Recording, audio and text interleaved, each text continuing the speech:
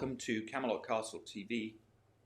My name is John Mappin, and today we are going to take up a very, very important subject, and that is mental health and the subject of depression.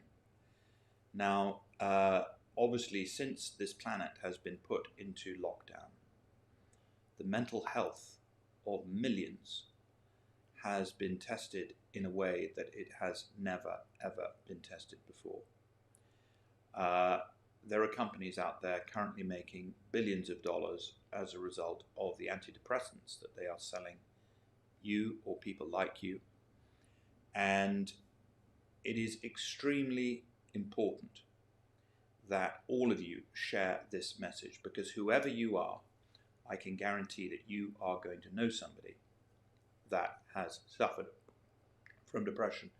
Obviously, I'm not going to say who, but today I had a conversation with a young lady who has children, and she, 3 days ago, considered committing suicide and actually did take steps to go down that road. She thought better of it, but when she told me her story, I realized that we just are not doing enough to get people the help that they need. The problem is that when you go to the doctor or when you go to mental health professionals, these people themselves do not understand how the mind works, and therefore what happens 9 times out of 10 is you get put onto psychiatric drugs. Now, there is a solution to depression, and it was a book that was written in 1950 called Dianetics. Now, today, the good news is that that book, and here it is, Dianetics. Dianetics, and I would ask somebody to put a link up on the comment section. I'm going to open the comments. Please let me know where you are watching from, and you can get and order this. This is a book, a film of the book, basically. It's a video, and it explains how the mind works and how one can release the mental anguish that precipitates depression. Now, all of us have had difficult times in our lives. We all deal with that somewhat differently. But essentially, the way that it works is that the more barriers or stops or negative factors that you run into in life, the more misemotion, whether that be grief or anger or upset or simply a sundering of affinity, this gets insisted in the mind and it gets stored in the mind. And this grief is a very, very tricky thing to negotiate through, and it insists within the mind. Now, of course, when you get prescribed these antidepressant drugs, what they do is they simply cover up or they paper over the cracks. They don't actually release the grief. What Dianetics does, this book here, and I'm sorry that we've got a sort of a mirror image of me right now on the screen, so we're getting a mirror image of Dianetics. So I'm going to try and change that. Here we go. There you go. Dianetics. So I've changed that. That is the correct spelling of it. You can now see that. Dianetics by L. Ron Hubbard. And that book can literally save somebody's life. I am so incensed by what is going on that I have just ordered 100 of these videos. And if anybody contacts Camelot Castle and says, listen, I need help, I'm feeling depressed, we will mail one of these in the post to you within 24 hours. So please do avail yourself of this information. It is very, very important that you just sit down. The only problem is these days we don't have DVD players, but we are in luck because a few months ago, the Church of Scientology started something called Scientology TV. And on the Scientology TV website, there is actually a film about Dianetics, and I can actually play you that introduction now. I'm going to play it for you now because it introduces and it actually says very clearly what it is. So here we go. But this is what every human being alive today needs to know about Dianetics, because this planet is under a sort of a mental assault. Dianetics will teach you how to undo brainwashing. Dianetics will teach you how to, if you have a friend who's thinking about committing suicide, get them to watch this video. But I'm just going to do a little bit of an introduction now, and I'm going to put that up on the screen. Here we go. And there it is. You can see there's the website there, Scientology TV. And I'm just going to see how we do this. There we go. Make it a little bit bigger on the screen. I'm not technically, Camelot Castle TV technically is not the most advanced TV channel. So important, so important. But this here, Dianetics, will cure anybody from depression, unless you have you've been lobotomized or something, or you've got physical structural problems in relation to the brain. This will basically release the trauma, and it will release the those things that cause depression. So here we go. Let's have a look at this, and we'll look at this together.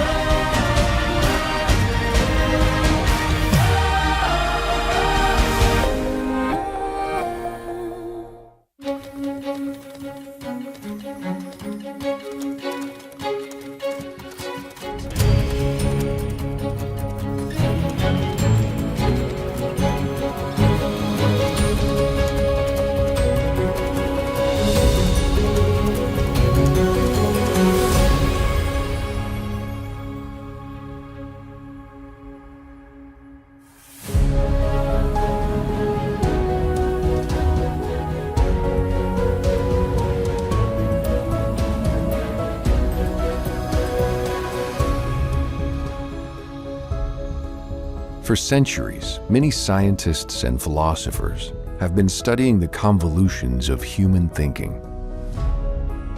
The longer the study, the greater their reassurance that we are the possessors of a most complex and challenging instrument called the mind.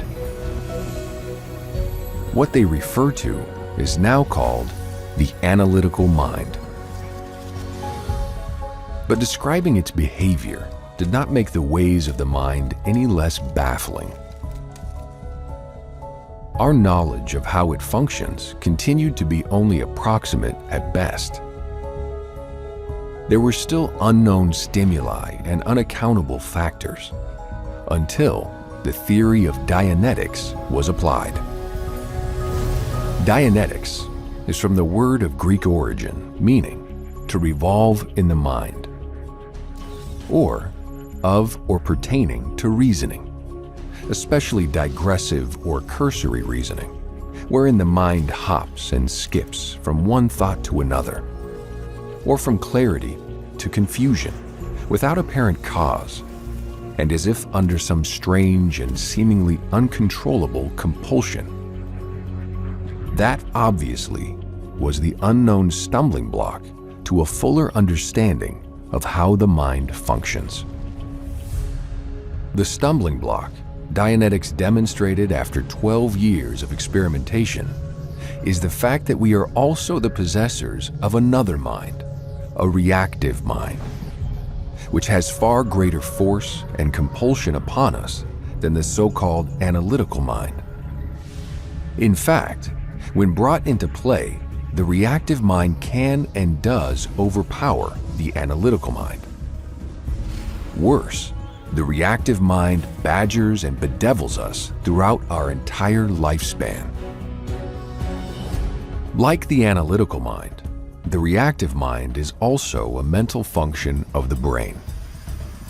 It is a kind of primitive function in that it is a vicious and violent survival mechanism in the brains of all living organisms. But the reactive mind does not analyze.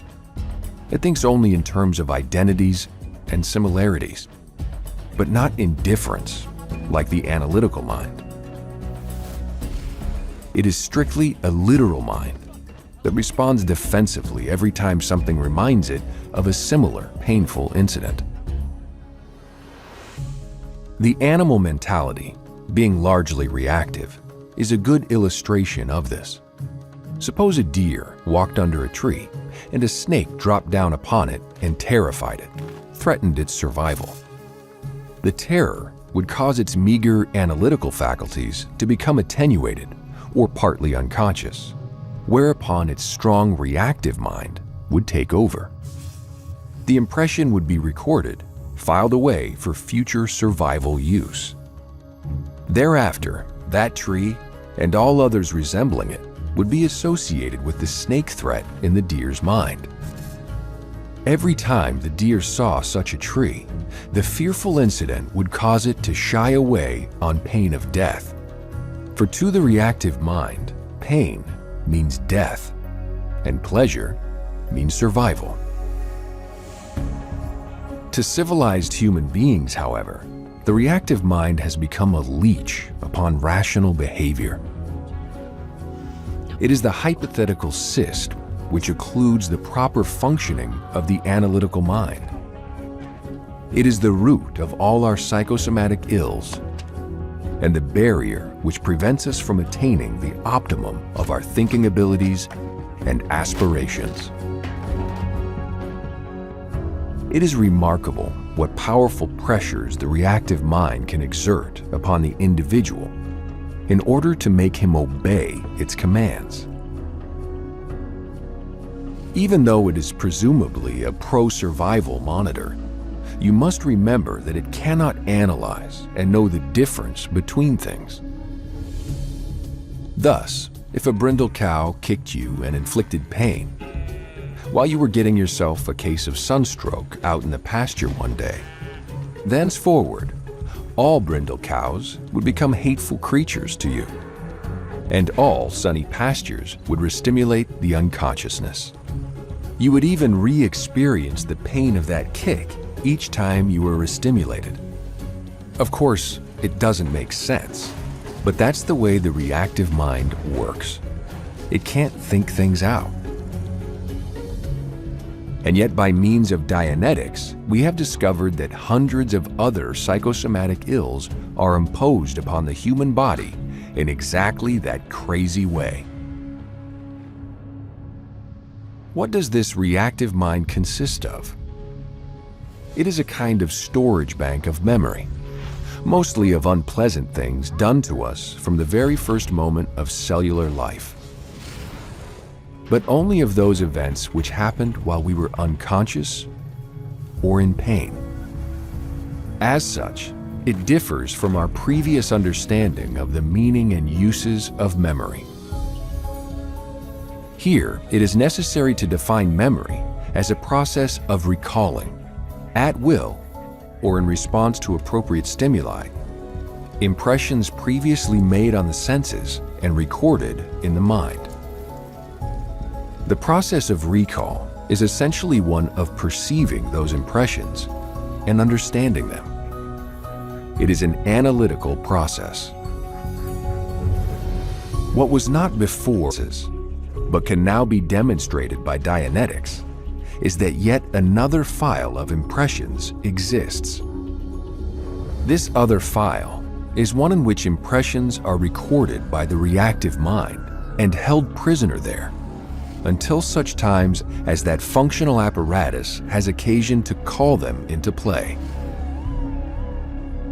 In other words, The reactive mind reacts to certain stimuli, but in a manner so incapable of rational explanation, so random and erratic, that it frequently does incalculable harm to the human body and impedes its maximal performance.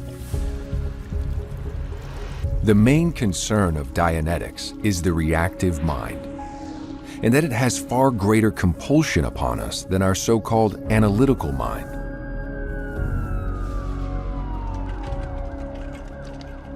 The reactive mind records all impressions experienced during moments of unconsciousness. Feels like this day's never gonna end. Just can't get ahead of it.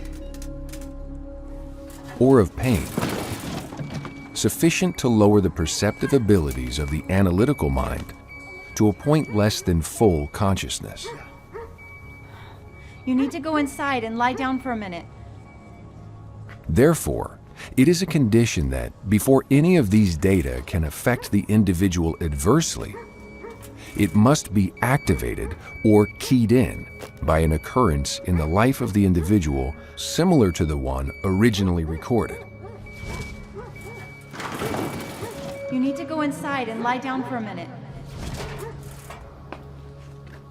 Dad, are you okay? Yeah, I need to go inside and lie down for a minute. From then on, the occurrence is capable of being reactivated by every such occurrence of restimulator. Are you okay? Yeah, I need to go inside and lie down for a minute.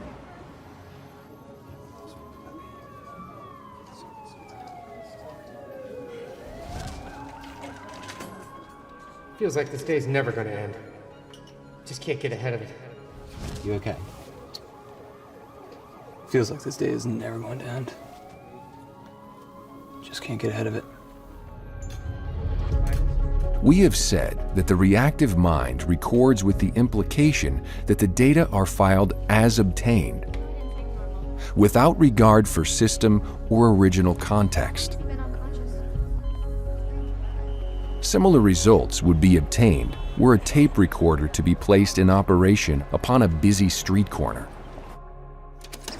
Auto horns, crashes, whistles, and snatches of conversation would all be found on the tape in replay. No selective mechanism could be devised which would do more than play off that which was recorded. This is the activity of the reactive mind. You need to go inside and lie down for a minute. I need to go inside and lie down for a minute. Recording and replay in response to restimulation. Therefore, when any recording in the reactive mind is caused to replay, the individual responds with a literal interpretation of the amount of that particular recording. It will be appreciated then what startling, ludicrous, and even disastrous results may be observed when this non-analytical, strictly literal mind is restimulated. For example, a pregnant woman trips, falls heavily to the floor. Her unborn child is momentarily stunned, unconscious. In her terror and concern, she cries out, "My baby! I have harmed him, given him a terrible setback. He will never be like other children." Even though the child is born without mishaps or disfigurement, yet when in his childhood someone remarks in a manner intended to be complimentary, "He is not like other children," the prenatal incident keys in. And thereafter he unconsciously seeks to be different, sulking in corners, refusing to join in with other children in their play and various normal activities. This does happen, and can be and has been demonstrated. Dianetics has evolved a method for recognizing and solving its peculiar problems. The method is known as Dianetic processing. The mode is reverie. The solution is the erasure of those recordings which, when restimulated, cause reactive behavior in the human being. The individual whose reactive mind bank no longer contains any unerased incident is known in Dianetic terminology as a clear. The state of reverie is induced by an astonishingly simple process. The pre-clear, an individual who is not yet clear, is asked to make himself comfortable and close his eyes. He is then asked to return to a past moment of pleasure. The moment of pleasure is recounted. Very good. What do you see? His auditor endeavors by adroit questioning to elicit all possible details. This has the effect of acquainting the person with the practicability and process of going back or returning. It also sharpens his powers of recall, It's green, it's not blue. and at the same time allays any doubts or misgivings he may experience. Very good. He is next asked to go back or return to the first moment of pain or unconsciousness available at the time.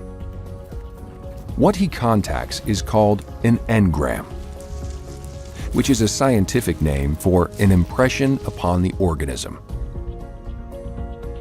Again, adroit questioning aids him to recall details. Additional data you can contact. Several recountings of the incident serve to remove what may be called the charge on this incident, thus restoring to the analytical mind that vital energy heretofore required to endure or live with the disruptive content. From here, the pre-clear is led by the auditor into further, more deeply embedded incidents, the ultimate aim of which is to contact and erase all such aberrative incidents present in the reactive mind bank. These data in the reactive mind are actually contacted with the aid of the auditor, whose assistance is required for more reasons than can be explained here. It may be surprising, but the data are all there in the reactive mind, recorded and waiting to be contacted, erased, and placed by the auditing process into standard or non-aberrative memory. The process thus releases vital energy needed for the better functioning of the analytical mind. It is obvious then that with every such release, the analytical mind recovers more and more of its original endowed potential for clear and rational thinking. The term clear is aptly chosen. For once cleared, our former pre-clear is, forever after, able to make up his mind in a fraction of the time formerly required. And his decisions will be unbiased by emotion or past disruptive experience. In a word, rational.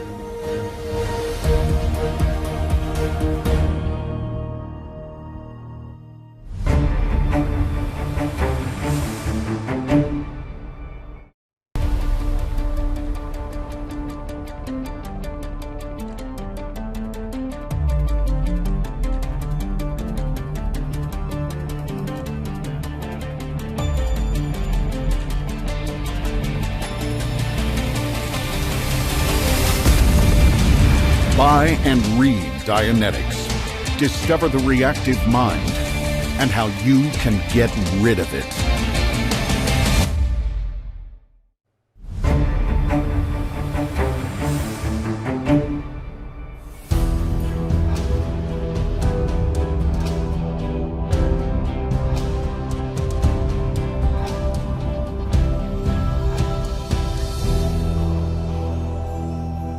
Throughout the ages, grief has been one of the heaviest and most painful burdens to be carried by mankind.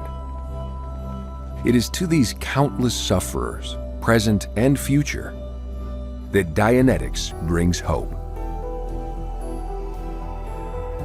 For Dianetics eases the load, not by sealing off a painful past, but by opening it to the light, by discharging pent-up feelings so that all is free and healthy again.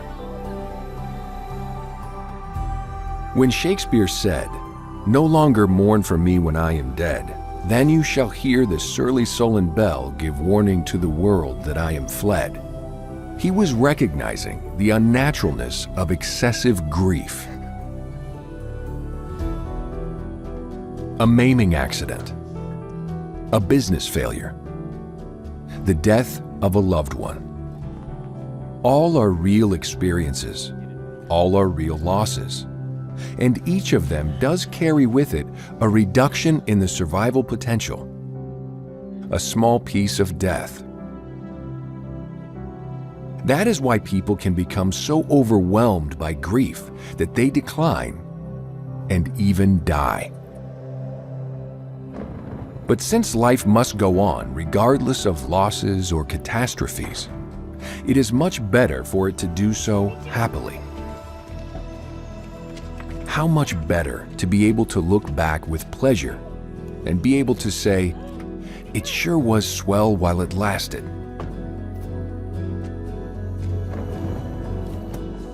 The individual does more for himself and his environment when he achieves a calm retrospect, without aching heart or tear-dimmed eye. In Dianetics, we find the key for unlocking and draining the reservoirs of destructive emotion. And the techniques of Dianetics are simple as going back to last night's supper. They form a method of tapping tears at their source, so that dreaded memories will no longer be painful. It is a clean, simple method of accomplishing an end which has been the aim of grief rituals of many religions and many peoples. The reaching of peace, harmony, and a reorientation toward the future without denying or negating the past. It is wonderful to see what influence the discharge of pent-up grief has on a personality. To see an individual become radiantly and vibrantly alive. To see him turn toward normal living and good, healthy relationships. It is almost like a miracle to see his physical tone rise as the debilitating effects of grief are repaired, and his emotional tone lift as he finds new hope in life. The technique of Dianetic processing is a simple one. It consists of closing the eyes to assist in withdrawing the attention from present surroundings and returning the attention to past incidents of grief or fear or pain. These incidents are then recounted in detail with the aid of a Dianetic auditor who supervises the process, bringing to it technique and perspective. By repeated recounting of such a past experience, the tension is discharged from it and it is reduced to calm, matter-of-fact reality.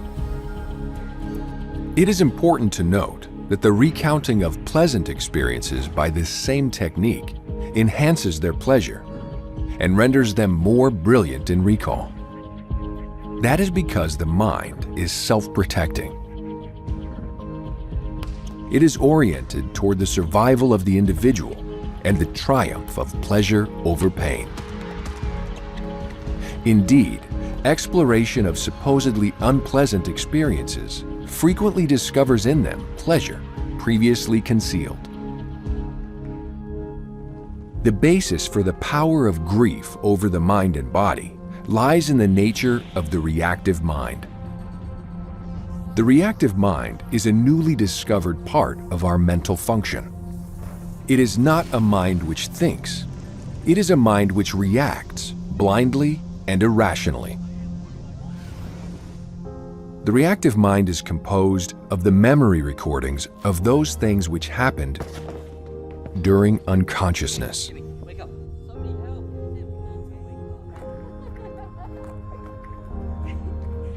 And the function of the reactive mind is to energize in our behavior actual dramatizations of those experiences during future emergency situations of a similar nature. It is to these memories of moments of unconsciousness, or engrams as we call them, that the charges of grief attach themselves, intensifying their dramatization. Experiences during unconsciousness, of small or large degree, are found recorded over the entire time track of a person's life. Even in the prenatal period. I've got a horrible headache.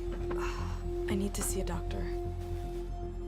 Their presence at such an early period does not imply hearing or understanding by the fetus, any more than a phonograph record hears or understands. In later life, however, whenever the environment reminds one vigorously of these recordings,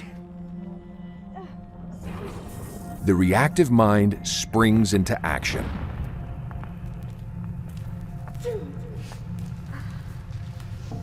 I've got a horrible headache. I need to see a doctor. I've got a horrible headache. I need to see a doctor. The mind replays the recordings in the form of bodily ills, in mental processes such as anxiety and worry, and in our actual physical behavior. And just as the replay dramatization of worry is worry, so the dramatization of pain is pain. The dramatization of quarreling is quarreling. And the dramatization of tears is tears. The type of compulsive behavior which people find themselves engaged in when they say, "I don't know why I act like that," is usually the dramatization of material from one of these engrams.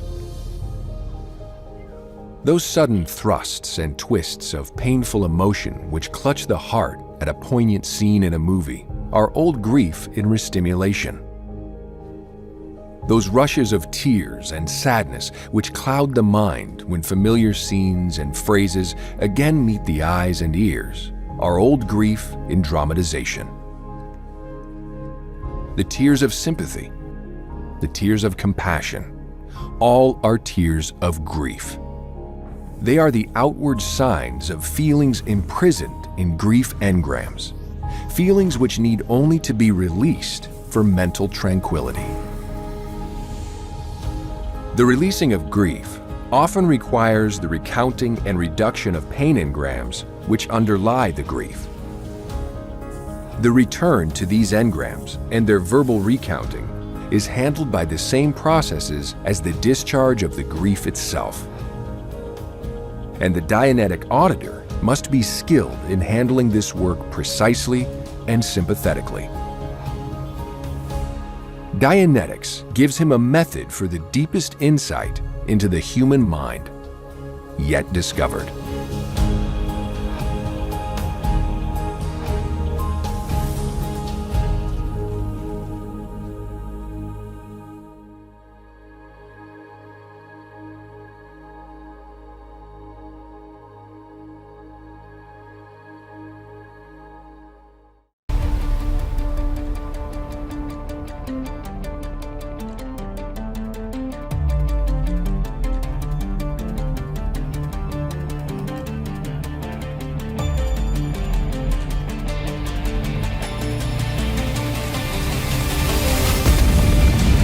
Buy and read Dianetics. Discover the reactive mind and how you can get rid of it.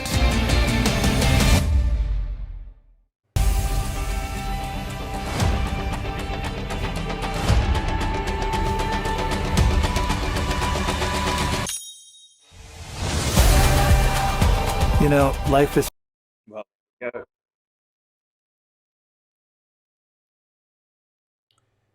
That is a little bit of an insight into Dianetics and what it can do for you, what it can do for your family, what it can do for anybody that you love or care about, what it can do for people who you don't particularly love or care about, but you happen to know are suffering from depression. There is a cure for depression, and if you want to access it, simply visit Dianetics.com, and I wish you luck with it. There is no reason at all for anybody in the world today to be feeling depressed or have mental health issues, because Dianetics was actually released to this world in 1950. And the only reason that you probably haven't heard much about it is because the information about it has been suppressed, and you're not supposed to be going online and ordering this video. But I suggest you do.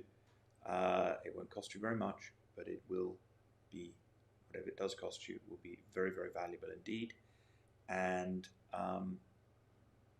I can only recommend that you make the most of it. The sky's the limit. And once you know this information, all the very best. Thanks a lot.